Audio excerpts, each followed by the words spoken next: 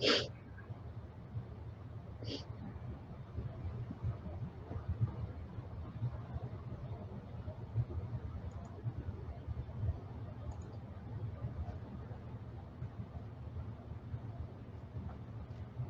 and welcome to TechEdge 2020, our first ever virtual conference. My name is Kathy. I'm a technical solutions representative at Nex-Tech. I assist the sales team with quotes and any projects that they may be working on. I am located at McPherson and I'll be your room moderator for this session. Since this is your last session of the day, I'm sure you're all pros at asking questions and answering our polls.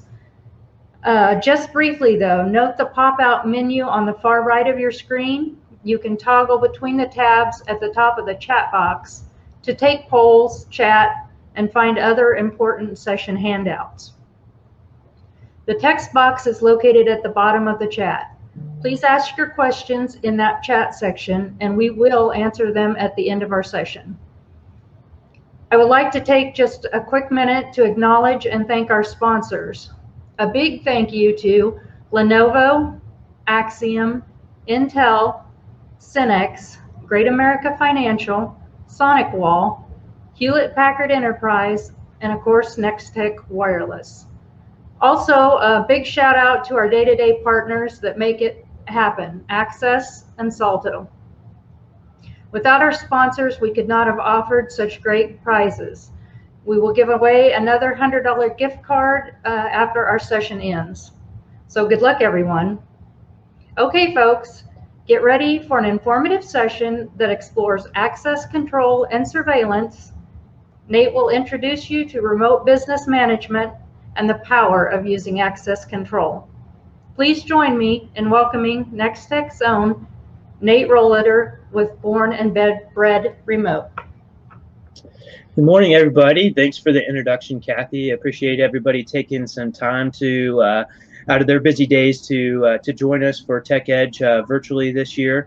You know, it's been quite an experience, kind of shifting from moving from a on-site presentation and demonstration of electronic access control and video surveillance to the virtual environment. But it's been good, and we're going to talk about how access control in general and video surveillance can help you remotely monitor your business. So that's going to be the common theme for today's presentation is talking about the electronic access control system, that's electronic door locks, and the video surveillance cameras. So as Kathy mentioned, if you have questions, throw them in the chat section, chat window. We'd like to see some interaction from everybody today. We'll have a few polls throughout the presentation, and then at the end, we'll kind of regroup and answer any questions that we may have missed and follow up with our conclusion and the prize giveaway. So the first kind of topic I want to talk about a little bit today is going to be the access control and how to remotely manage the door locks and entry to your business or to your facilities. So one of the things that we've really seen is a big uptick in access control systems and the use of them. So we've all pretty much used access control in some form or fashion, whether it's been mechanical keys, so the key that you carry to get into your front door of maybe your house, or your car keys even are a form of access control. They keep somebody that's not authorized to get into your building or your car, or you know, a storage unit with a padlock. Those are all forms of access control, but they're not necessarily the most smart or electronically easily to be managed system. So it's a metal key. If you get a copy of that key, then then you just pass that on. We don't really have any way of knowing who's been in or out of the building. To kind of take it to the next evolution of that, we started seeing access control being used in a lot of your hotel environments. So we've all been to traveling at some point in time to a hotel, and you get a card that gets you into your room or your room key, that's electronic access control. And what it does is it electronically gives you privileges to enter in your room, but not somebody else's room. And they can control the time that that key is good for. So your reservation is from Friday until Sunday. You can put in criteria there to make sure that that card stays active during that time, and then beyond that time, then it would go into a canceled state. So really what electronic access control does for a business is it's going to allow the business to keep track of knowing who, when, and where their employees have been getting into. And really what we've seen is in the last couple of months even, is that the audit trails are starting to become pretty important, because we need to know and keep track of who's been in the building. So I know for myself, we've kind of moved to a work from home environment, and trying to keep the people that are at our office safe. The essential people, the warehouse folks, and the service and provisioning and the technicians, we want to keep those guys safe. So you know, but if something did happen, and we need to know who maybe has spread or contact tracing, what better way than to be able to use electronic audit trail to go in and see exactly who's been in the building. The access levels are another way of electronically managing a group of doors that a group of employees might need to get into. So for example, at Nex-Tech, we can group all of our access levels for maybe a building or a town. So Hayes, a Hayes access level, all of our Hayes employees would be able to get into that access level. If we add a door, we just add the door to that individual access level, and we don't have to go out and touch every single user that's in the system. So it's a really nice way to be able to administer and remotely manage your doors without having to go out and rekey every lock in the building. So no more worrying about calling the locksmith to do that. We can go in with a click of a mouse, we can make those changes. Another thing that's really nice is the remote scheduling features of that. So remotely scheduling when our business is open to the public. So if we want our business to automatically open up at 8 o'clock in the morning, we can schedule that to happen. We can schedule it to close at 5 o'clock in the afternoon or in the evening. Those are some really nice features. You know, there was a lot of businesses that were shut down to the public. And so rather than having to take that human element of, you know, somebody going and manually locking the front door, we could just schedule that in the software, so that doesn't have to be done manually. The remote opening features, we're really starting to see this has been a big ramp up of being able to communicate with somebody at the door. So maybe we don't want to necessarily have our business open to the public for everybody to flood in through the front door. Maybe we want them to check in at the front door before we admit them to enter into the building. So the video door intercoms, you can see I've got one behind me here. We could place one of these at the front door entrance. When they hit the call button, that would come into the receptionist and they would be able to communicate with them. And we'll show a quick demo of that here in just a few minutes. The other feature that is really nice is the remote lockdown. We've all seen the news events over the past few years of different events that have taken place in some of our schools and manufacturing facilities, even some of those right here in Kansas. But remote lockdown feature, rather than having to send somebody manually out to go and touch every single door on the system or in the facility, what you can do is you can schedule that to be a remote lockdown. So to demonstrate that, it's very easy. I've got a button here that is on my demo kit. I can activate a lockdown just like that. So we see our light turn red. Our wireless lock over here that's communicating to a wireless access point also went into a lockdown state. And then with the flip of a button, I can turn the lockdown off and it goes back to its normal operating state. So rather than having to get somebody logged into the software to to administer the lockdown. Maybe the receptionist that normally does that is out of the office for the day. Then we're scrambling to find somebody that has a username and password to get logged in. We like to set up the lockdown buttons just kind of as that easy go-to, flip the switch or press the button to do that. So I'm going to continue on here a little bit and talk about remote credentials. So lots of different options out there for credentials. We have the typical card, so just kind of look like a credit card here. You would present that to your card reader at the door to get you in. Key fobs, these are also a really nice option. The key fobs are, if you had them on your keychain to get in to your vehicle to get to the office, you've got your credential to get into the building. But what I really want to focus on is the Just-In mobile app. So with that, we have the ability to use our smartphone as our mobile credential. I'm going to switch over and show you a quick video on just how easy the mobile credential is to administer. So give us just a second here to get that queued up and going for you guys.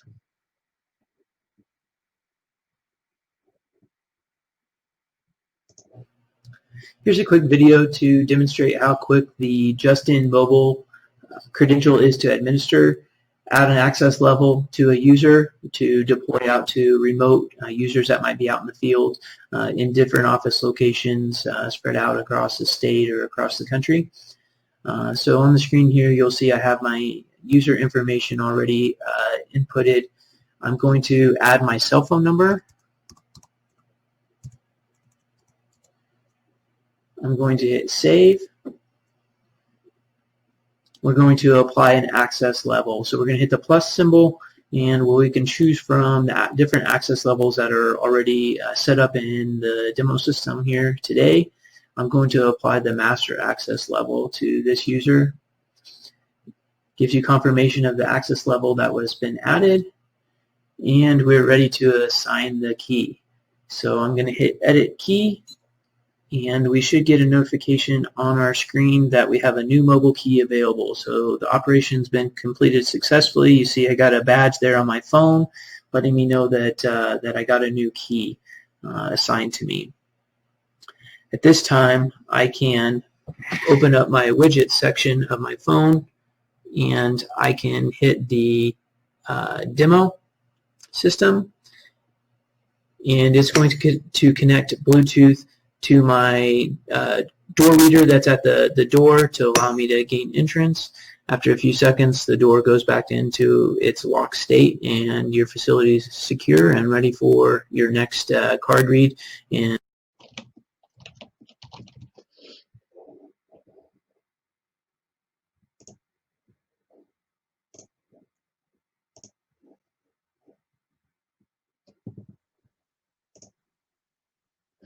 Okay, so there's a quick video to just show you how easy the mobile credentials are to administer.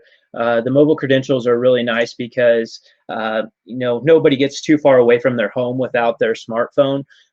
So we're starting to see a lot of customers really prefer that as a method of allowing their folks into their business locations. The access control systems really can vary widely in the types of equipment that we can use. So traditional hardwired system would have a control panel that all of your wires tie back into. So you have wires for your card reader, your door strike, your video door station, your door position switches. So those are traditional applications. They work with a lot of different door styles, so electronic strikes, mag locks, retraction kits. We can do all the scheduling features from there. We can push out the remote lockdowns. Another nice thing about the wired locks is those card readers are what we consider update points. So they're actually physically communicating and writing information to the electronic credential to show privilege or changes to the card, so that the card can essentially be a mini database for the user. And so what that allows us to do is it allows us to look at installing wireless door locks, which we're going to see on the next screen here. The wireless door locks are nice because there's no wires that run to them. So with the wireless door locks, they communicate to the card. The audit trail is stored on the card.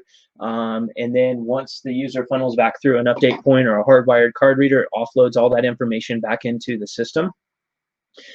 So you can see in the top left there on the image, the minis, which are great for interior door, office locations, network closets, those type of things. And a wireless offline version, MSRP is $525. So if you were to go out and purchase a pin pad lock set, say from the hardware store or even a commercial locksmith, you're probably going to pay in the $300 to $450 range. And have no electronic management features, no audit trails. So for just a minimal expense more, we could have that as a fully managed door lock on your system. And another nice thing with that is we have the geos and the padlock options where we can stick electronic door locks in locations that may be off network. So maybe you have a facility or another office location that's in another town or another part of town, but it doesn't have a network connection. We can put one of these offline locks and we can depend on the user's database that's on their credential to allow entrance and to store their audit trail temporarily until they get back to an on-network location. The little bit larger style units that you see here in the background, that's going to be an outdoor rated unit that can be used for exterior door sites or exterior door locations, and those can also communicate to a wireless access point to give you real-time audit trail, real-time blacklisting, real-time lockdown capabilities if you choose to do so. Video surveillance is another popular one. Again, with a lot of business locations being out of the, closed to the public and closed to employees coming into the business location, video surveillance is really, we've seen a number of calls come in for business owners that were just wanting to remotely monitor the facility, even though maybe it was empty. Maybe they have already seen some theft or some missing inventory just because nobody's there. And so people and criminals are unfortunately taking advantage of that. And so the video surveillance systems really give you the ability to check in and monitor the sites when you can't. You can do this a number of different ways to remotely monitor that. You can use your PC or your smartphone, your tablet, to log in and see a live view. So maybe you want to log in and see a view of what's going on live. Maybe you need to go back and review some video footage of an event that took place. Those can all be done. But how we do that is really the important piece of it. So in the past, we've always just opened up, or in the past, the industry has always recommended just opening up ports on the network. Well, now with cybersecurity risk, opening up ports on the network allows the bad guys to come in. And that's what we want to prevent. We don't want the bad guys having access to our networks. So a lot of what we would recommend doing is using a secure remote access application through the access systems, which we use today. So what happens there is the on-site equipment is talking to a mediary server, and then your client is going and making the connection at the mediary server. So all of the traffic is outbound from your network, no incoming traffic coming into your network. So no VPN connections, no opening up ports, no difficult firewall or router configurations. And really what that means to you as the user is simplicity. So to do that, all I have to do is go into our software and go to connected services and activate or enable the secure remote access. It does the rest. So it's using your My Access account to validate the user. My information is here, and I hit apply. The other nice thing that we're starting to see is the health monitoring features. So with system health monitoring, we can come in here and we can go to our Connect Access Connect page, and we can see a list of all of our devices that are in our system, and we can kind of keep track of, okay, is there any alerts or any activity that I need to be aware of today? Do I have a camera that's offline? Or do I have a camera, as you can see on screen, I have a camera that is in need of some firmware updates. So it's a nice feature just to kind of check in and keep an eye on your system when you can't, maybe have a dedicated IT person that's doing that for you. So I'm going to switch back over, and Kathy, I want to see if we have any questions that have come in so far that we need to address, and then we'll continue on here to the last slide and talk about the video door stations. We do, and do we have time for a quick poll? Yeah, go ahead and fire one off. Does your business currently use electronic access control today? If we could just get everybody to make a quick answer, and we'll get you the results.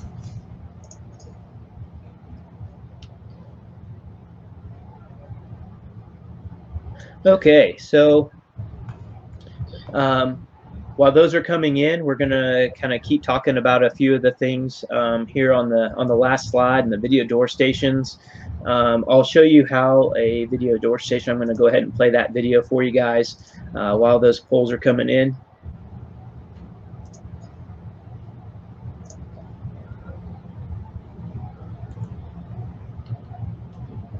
All right, we have closed the poll. And by far the winner, no way, we use metal keys, 47%.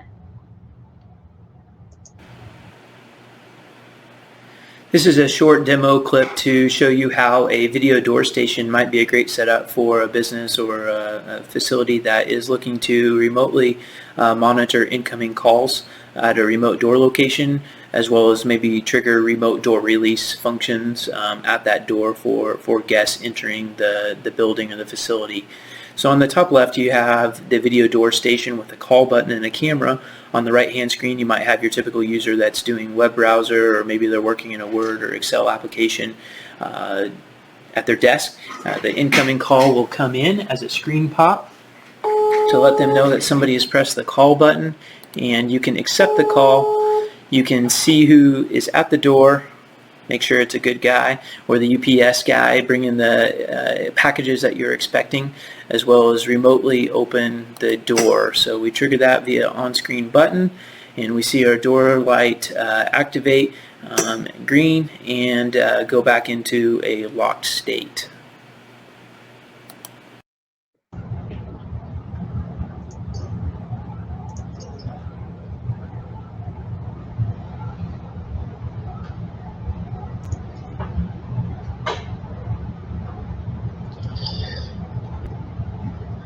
Okay, so a quick video there on the video door station, and just kind of showing you how those applications can be useful to a business.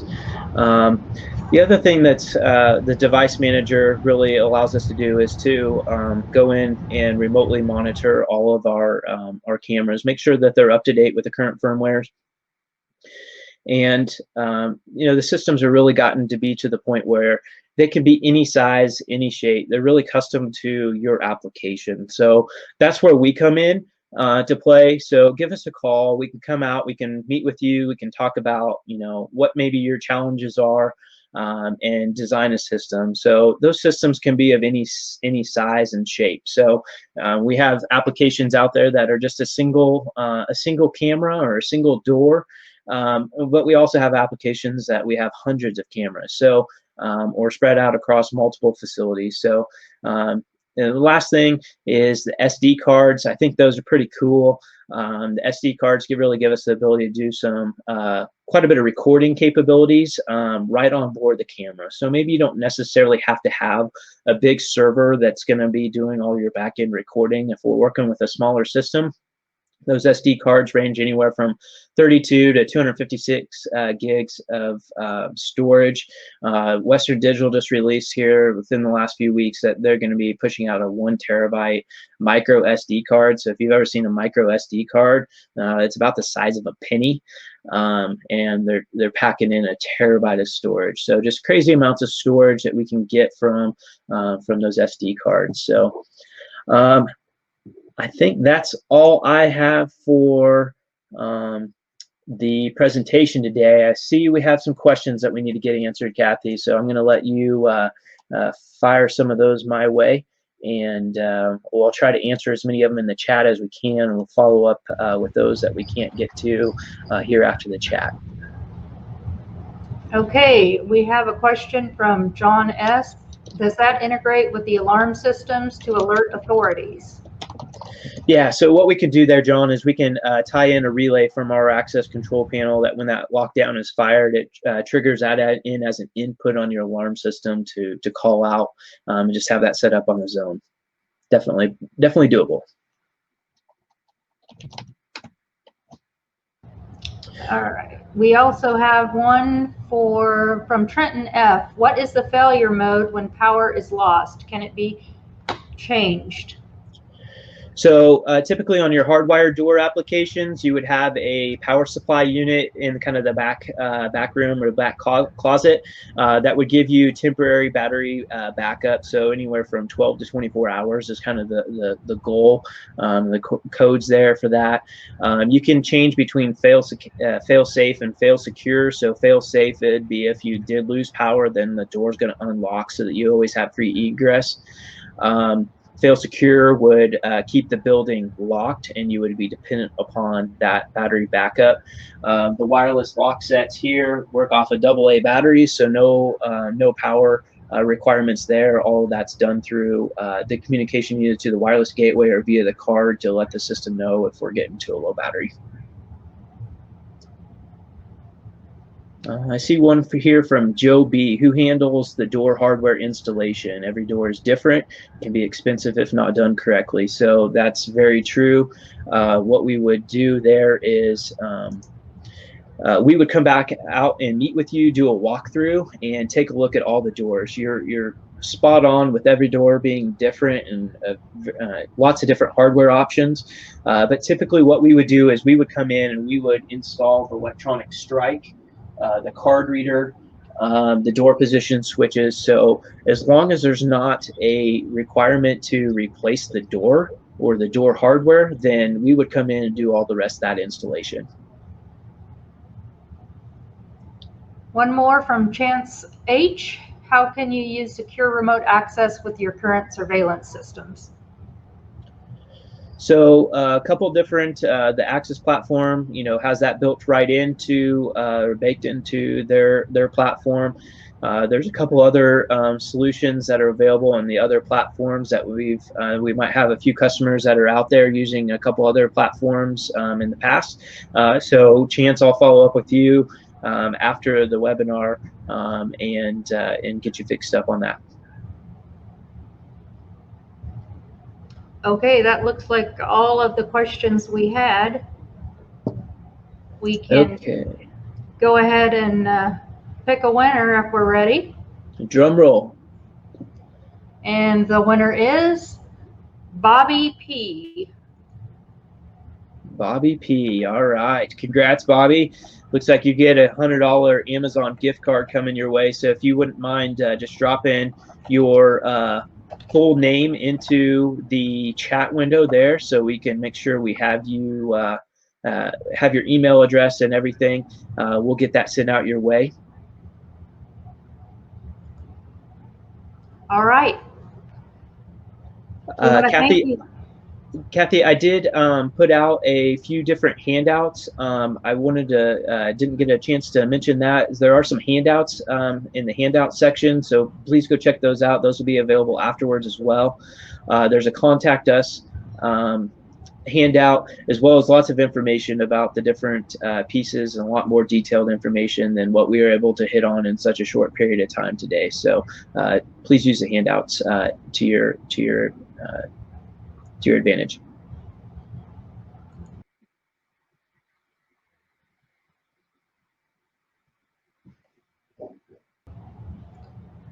We want to thank you for attending the session. That's all we had on our agenda this morning. We hope you have enjoyed Tech Edge, and thank you for spending time with us. Please be sure to fill out the event survey you will receive in your email to help us make your experience even better.